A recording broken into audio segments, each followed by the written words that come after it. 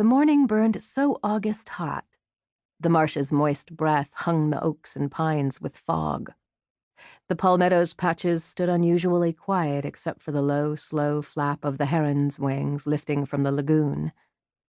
And then Kaya, only 6 at the time, heard the screen door slap. Standing on the stool, she stopped scrubbing grits from the pod and lowered it into the basin of worn-out suds.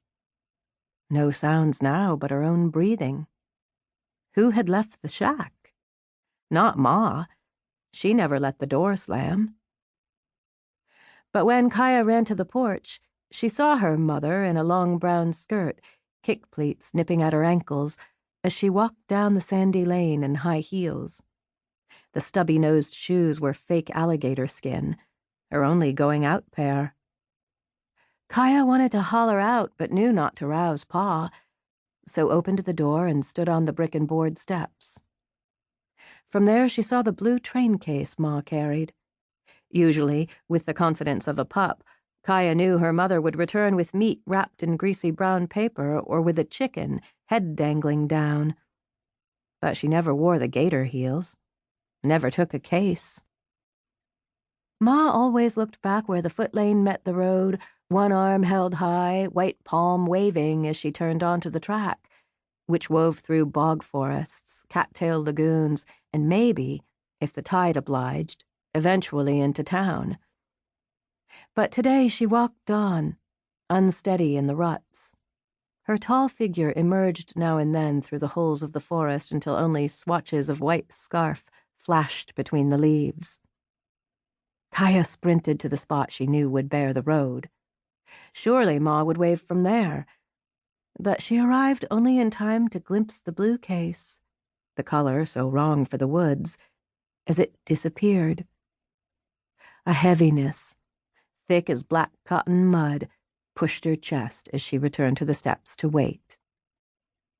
Kaya was the youngest of 5, the others much older, though later she couldn't recall their ages. They lived with Ma and Pa, squeezed together like penned rabbits, in the rough-cut shack, its screened porch staring big-eyed from under the oaks.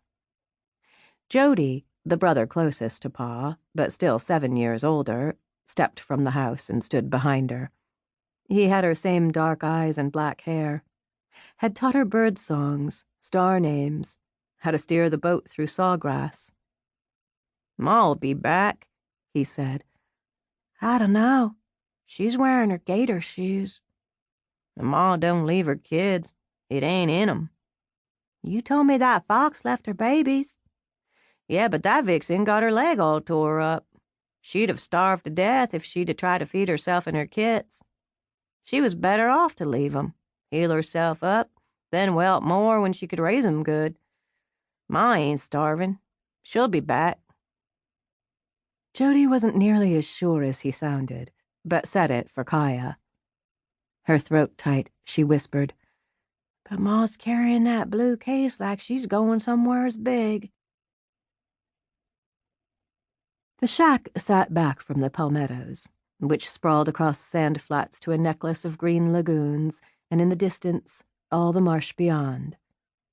Miles of blade grass so tough it grew in salt water, interrupted only by trees so bent they wore the shape of the wind.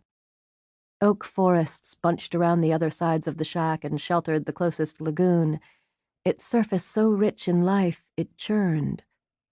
Salt air and gull song drifted through the trees from the sea. Claiming territory hadn't changed much since the 1500s. The scattered marsh holdings weren't legally described, just staked out natural. A creek boundary here, a dead oak there, by renegades. A man doesn't set up a palmetto lean-to in a bog unless he's on the run from somebody or at the end of his own road. The marsh was guarded by a torn shoreline, labeled by early explorers as the graveyard of the Atlantic, because riptides, furious winds, and shallow shoals wrecked ships like paper hats along what would become the North Carolina coast. One seaman's journal read, "Ranged along the shore, but could discern no entrance. A violent storm overtook us. We were forced to get off to sea,